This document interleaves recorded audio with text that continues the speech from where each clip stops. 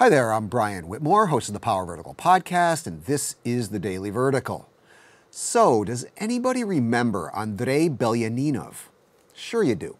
His name was all over the Russian news back in July.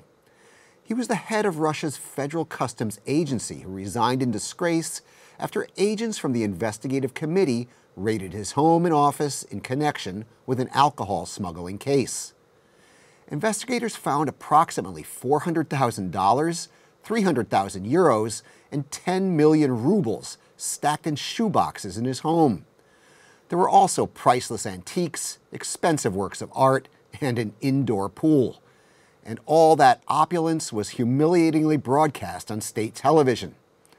At the time, the raid was shocking because Belyaninov, who served with Putin in the KGB and has known the Kremlin leader for decades, was widely seen as untouchable. Well, guess what? It turns out he was. Because after that big show, Belyaninov was never charged with anything. And this week, Prime Minister Dmitry Medvedev gave him a nice new job, appointing him head of the Eurasian Development Bank. Now, we've of course seen this movie before. A powerful official takes an apparent fall, only to find a nice, soft landing.